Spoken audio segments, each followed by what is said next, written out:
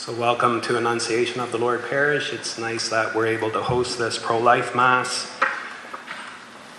Welcome our own parishioners as well. You're probably going to hear most of the same homily I gave a few weeks ago, but I added a few things, and not to go back and forth in debating the issue or anything, but to share some of my own pro-life experience stories. And special way, like to welcome Father Joe Kane, who's with us this morning. Welcome, Father Joe.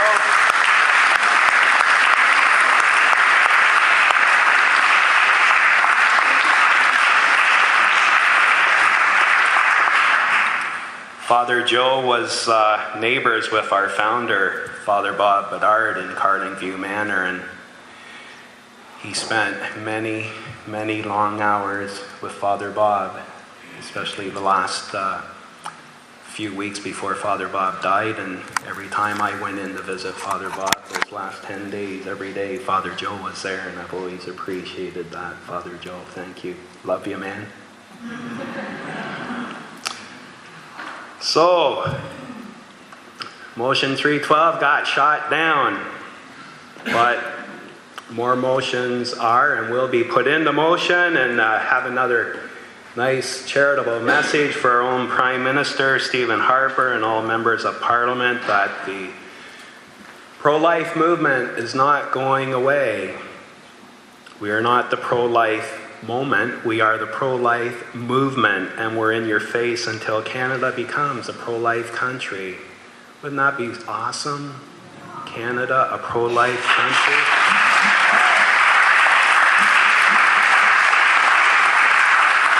See, our catechism very clearly teaches us in paragraph 2270 that human life must be respected and protected absolutely from the moment of conception. From the first moment of his existence, a human being must be recognized as having the rights of a person. Father Frank Pavoni, founder of Priests for Life, says one time he received a letter from a lady who told him that Planned Parenthood told her that her pregnancy was a blob of tissue as easily removable as a wart. She says, "No one told me I was killing a human being, or spoke to me about adoption or single parenting." We cannot be silent any longer. It's time to be pro-life in this culture of death. And don't let anyone tell you to mind your own business. This is our business. As Christians and as Catholics, this is our responsibility. In the first reading, St. Paul's letter to the Ephesians, he writes, "We must no longer be children tossed to and fro, blown around by people's lies and trickery, by their craftiness and deceitful scheming, but speaking the truth in love." In the news recently are two ladies who are very pro-life and can't remain silent, and they are speaking the truth in love. And I think you know who I'm speaking about, Mary Wagner and Linda Gibbons. Both have been nominated by MP Maurice Vellicott, if I pronounced his name correctly, to receive the Diamond Jubilee Medal, which commemorates the 60th anniversary of Queen Elizabeth II to the throne as Queen. And he says, "Peaceful civil disobedience is an appropriate method when trying to protect defenseless, voiceless human beings in the womb from butchery and death." Mr. Vellicott said, "The actions of these two women remind everyone that I am my brother's keeper." Recently, a story came out how one time, just I believe a couple of years ago, Mary and another lady were in jail together. And this lady came up to Mary Wagner and told her she was in an abortion clinic during one of Mary Wagner's arrests. And it was by her example that convinced her to keep her baby. And she had a baby boy. And I believe my research, when I was reading about this, it was actually Mary who was doing some sidewalk counseling with this lady at the time when she was arrested, when she was speaking the truth in love. So God bless you, Mary and Linda. We're praying for you. A few years ago, Archbishop Adam Exner of Vancouver said something very similar. He said, it's time to stop making excuses. It's time to stop being afraid of what others will think when we stand up for what is right. It is time to challenge the status quo. It's time to put our faith into action. It's time to be pro-life in private and public. A child is not a problem to be eliminated, but a gift always to be cherished. In the news a few weeks ago, Justin Bieber's mother admitted that when she got pregnant with Justin, she considered having an abortion. Everyone told her to. She was only 17 at the time, messed up on drugs and alcohol. But in her heart, she knew it was wrong to abort the baby. And I think she knew in her heart that she was carrying a living person in her womb, not a blob of tissue. Despite the fact that she may have been messed up at the time, she knew a child is not a problem to be eliminated, but a gift, always to be cherished. And just last year, when pressed about the abortion issue, Justin himself said something like, I really don't believe in abortion. I think the unborn child is a human being. And he took plenty of flack for that statement. Maybe you've heard the story that came out a few years ago about an NHL goalie, I think he's currently with Phoenix, Justin Pogge. When his mother became pregnant with him, she was going to jump off a bridge and kill both of them. Then she felt her baby kick, and she changed her mind. A blob of tissue does not kick, but a baby does. Just over a year ago, I was back home for a funeral of a friend of mine who died. And at the reception, I ran into a lady I remember from high school. And over the last 10 years or so, I've often thought about her. I actually haven't seen her other than the funeral for maybe a 10-year period. I did meet her one time when I was back home, when I was in the early years as a seminarian. But see, when Janet was 16 in high school, she got pregnant and she gave her baby up for adoption. So at the funeral luncheon, I'm speaking with her and I say, Janet, can I ask you a question? She's smiling at me and she says, well, depends, what you're going to ask me.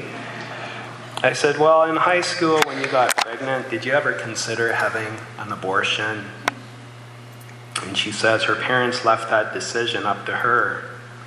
She went on to say at the time her parents were going through a divorce. And in her own heart, she also knew that a kid, meaning herself, should not be raising a kid. And she put the baby up for adoption. And I told Janet that I was proud of her for having her baby boy and for not aborting him. And I asked her if anyone had ever told her that they were proud of her, and she said no one. No one's ever said that. So today her son would probably be late 30s. She has registered with the adoption agency to try to get reunited or reconnected with her son. So if you'd say a little prayer for Janet, I pray that this day will happen for her and for both of them. She did get married and she does have other children, but 16 and to make a decision like that by yourself, God love her. One homily I heard one time on the evils of abortion, don't remember much about it other than the priest was saying how every time he hears a baby cry, he thinks, There's one less aborted child. Music to my ears, he would say. So mums and dads or grandparents, often grandparents, bring the grandchildren to Mass these days. If they're having a bad hair day, so to speak, hey, that's cool. No problem. Come to this parish. You're more than welcome. And you who witness something like this, you go over to them after Mass and you give them a nice warm smile and encourage them and tell them, you know what, it might be a rough day, but I'm glad you're here today. Now let's go into the hall for some coffee. Or perhaps if things are just, maybe you're at the mall or wherever, even in the church hall or in the parish, and you see an expectant mother, go up to her and affirm her, tell her, how you doing? Ask her, how you doing? I'm praying for you and your child. Maybe that's just something she needs to hear that particular day. So a few years ago, I'm flying into Ottawa from Halifax. I'm at the airport in the Borden area, and I recognize this guy on the news, and I'm thinking, that's some big shot MP, but I can't remember his name. But he eventually came to me, and he seemed surrounded by what I thought were his bodyguards, but it turns out they were just regular Joe businessmen flying back to Ottawa. This guy's flying by himself, so I get on the plane before he does, and I see him coming down the aisle, and I'm thinking, oh man, guess who he's going to sit beside? Yeah, he's probably thinking the same thing.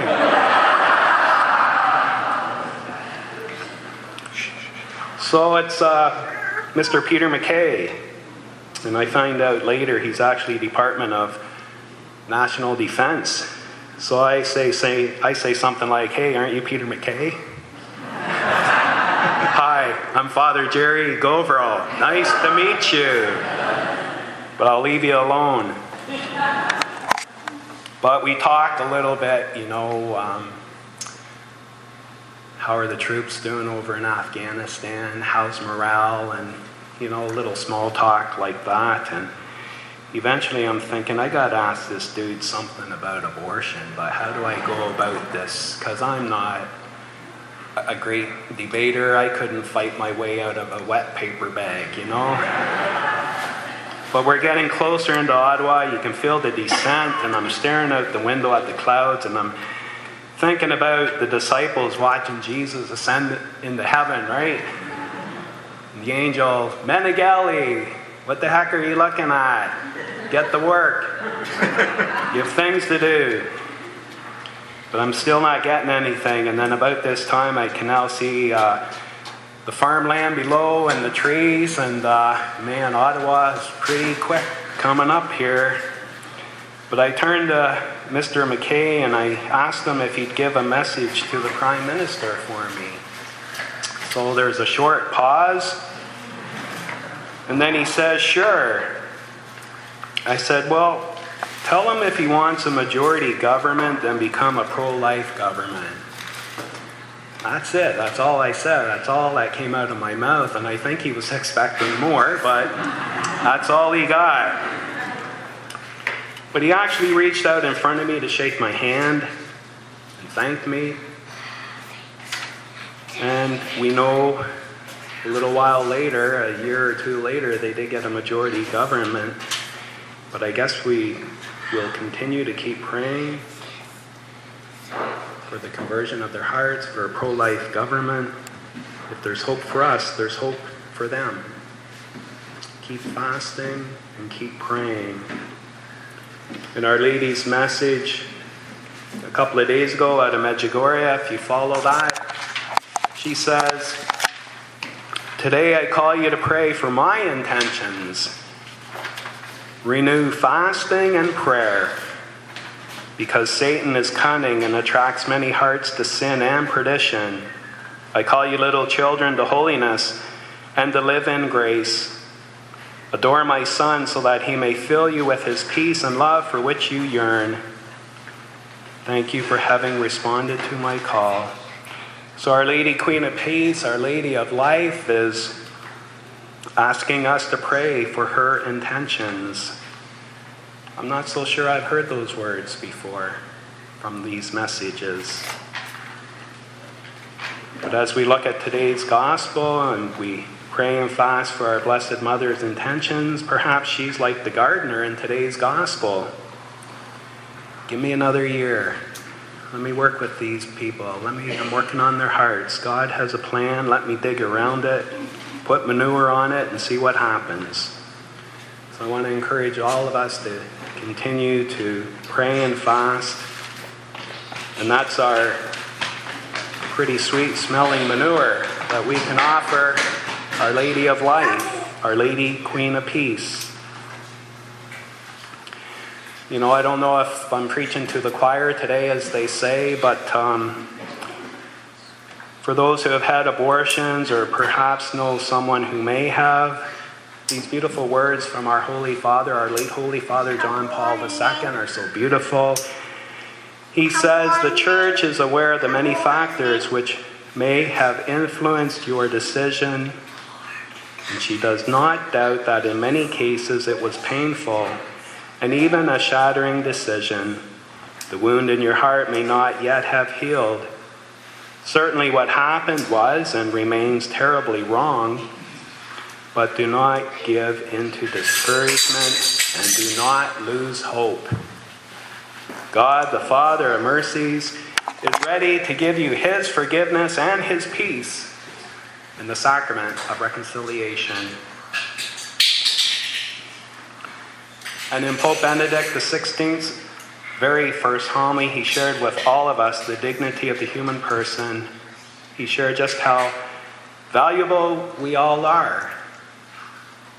He said, "Each of us is a result of a thought of God. Each of us is willed, each of us is loved, each of us is necessary. There is nothing more beautiful than to be surprised by an encounter with Christ. There's nothing more beautiful than to know him and to speak of our friendship with him." So during this year of faith, this is my prayer for all of us today, that we have this encounter with the risen Lord Jesus, and then we will be able to pass this light of Christ onto our brothers and sisters, speaking the truth in love.